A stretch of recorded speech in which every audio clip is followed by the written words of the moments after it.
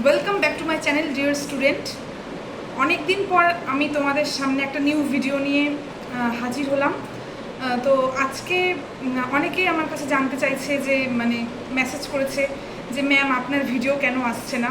সত্যি কথা বলতে গেলে আমি পাটনাতে গিয়েছিলাম।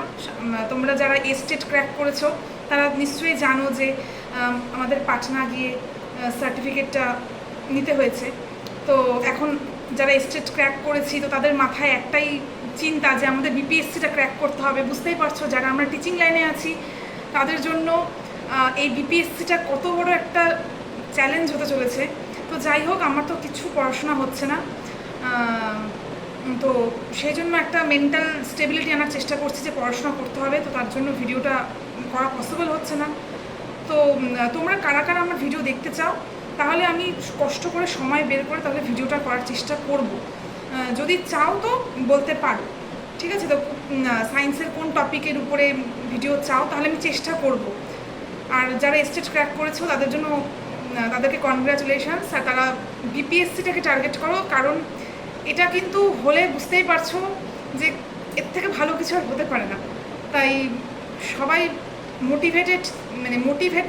মোটিভেটেড থাকো। আর কেউ অনেকে নেগেটিভ কথা বলবে যে বিপিএসসি হবে না, এর ধরনের কোনো নেগেটিভ থিঙ্কিং আনবেই না মাথায়, ঠিক আছে? পরীক্ষা হবে, দেরিতে হলেও হবে, ঠিক আছে? তো তখন বুঝতেই পারছো হিউজ সিলেবাস সাবজেক্টে। এবার দেখো, সাবজেক্ট যে যার মতন করে নেবে, বাট জেনারেল পেপারটা কিন্তু একটা ম্যাটার করে।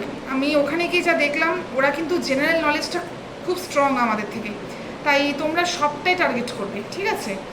আর আমিও যেহেতু অ্যাসপিরেন্ট, ঠিক আছে? ভিডিওটি আজকে এই পর্যন্তই। ভালো লাগলে চ্যানেলটিকে অবশ্যই সাবস্ক্রাইব করে পাশে থাকবে। আর নেক্সট কিসের উপর টপিক চাও, ভিডিও চাও, সেটা আমাকে কমেন্ট সেকশনে অবশ্যই জানাবে।